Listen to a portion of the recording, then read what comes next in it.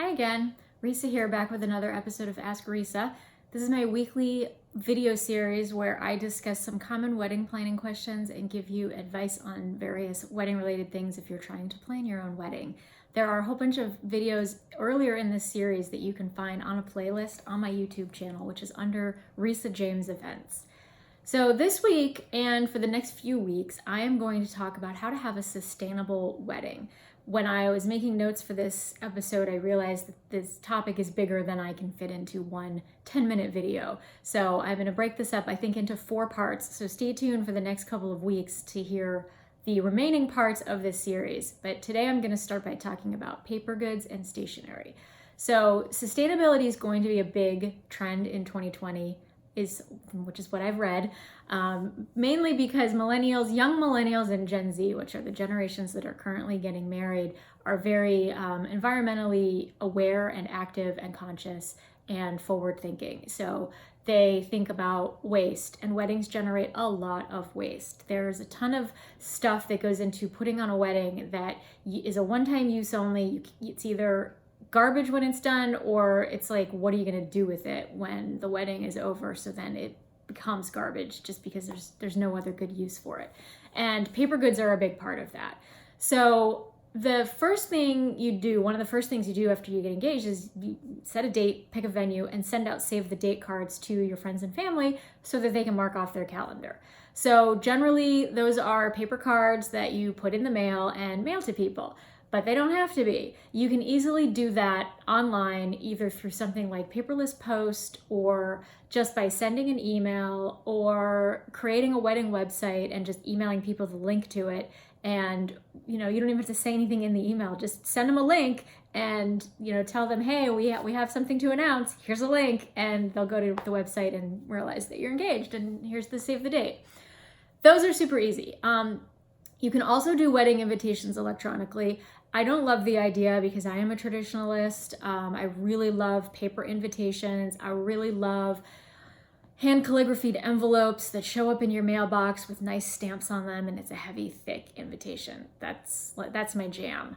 But it doesn't have to be your jam. So if you want to send your wedding invitations electronically, again, you can use a service like Paperless Post. You can still make them nice, and have nice envelope liners and have the computer-generated calligraphy. It's not the same as the paper, but it's still pretty. Or you can do sort of a compromise. Traditionally, when you send a wedding invitation, you also send a paper response card, the RSVP card, for the guests to mail back to you. So you're sending them multiple pieces of paper and multiple envelopes, and they're sending one back to you, which of course, all of this is garbage at the end of the day. So if you still want to send paper invites, you can have RSVPs done only online. So do them through your wedding website. And then you don't have to send a response card. Nobody has to mail anything back to you. It saves on paper, saves on cost. It also saves on postage. And you're doing something good for the environment. Also, when you do print invitations or whatever, you can print them on recycled paper or biodegradable paper. Most invitation companies offer at least recycled paper options, and they usually charge more for it, which is kind of annoying, but at least they have the option. Another option that's a little more out there is to print your invitations on seed paper, which is paper. It's like a linen paper with seeds, flower seeds embedded in the paper, and then you can literally plant the paper and seeds will theoretically grow. My husband and I did something with seed paper for our wedding. We made a donation as a favor, and so we put out little cards at everybody's seat at the tables to let them know about the donation and where it went and why we made it, and we printed those on seed paper. I have no idea if any of our guests took that paper home and planted it. I hope somebody did. I hope it worked. So I have some personal experience with this, but not enough to tell you whether it really works. But it's kind of a cool idea to print things on seed paper. So those are some options to help cut down on the environmental footprint of your invitations. I will say one caveat: if you do fully electronic invitations, you will have some guests who can't accommodate that. Some of your older guests, like grandparents, if they don't have email addresses, they're not going to be able to get an electronic invitation.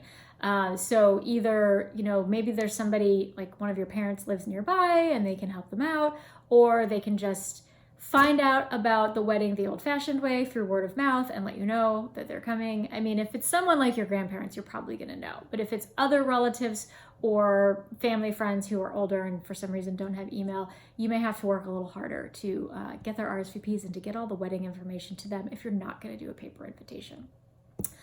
Another item is signage. So programs and escort cards are the two biggest culprits here. Generally, you pass out programs to every individual seat at the ceremony. It tells people a rough order of what's going to happen during the ceremony. It lets them know who's in the wedding party. Usually it has the couple's parents' names on it, sometimes the officiant, and their individual cards, which are handy if it's hot and it's an outdoor wedding because guests can use the program to fan themselves to cool off if they need to. My husband and I did individual programs for our wedding, but we actually put trivia questions about us and our relationship on the back of the program because we wanted something to entertain our guests while they were waiting for the ceremony to begin. So that's why we did individual ones. But I'll be honest with you, most of those ended up being thrown away. At the end of the night, we had a big stack of programs that people had left behind on the chairs. What are we gonna do with them? I saved a few as a keepsake, but the vast majority of them were thrown in the garbage. So, it's a waste of paper. You can do a large program sign instead of individual programs for your guests. So you basically just find a printer who can print large format. Etsy is full of templates that you can design for ceremony programs, and then you just display it near the ceremony site on an easel, and people can get all the information without having to generate all that waste. Same thing with escort cards. Individual folded, tented escort cards make for a really cool display, but most people, they pick up the card and they leave it on their table. At the end of the night, we end up throwing away a whole bunch of escort cards.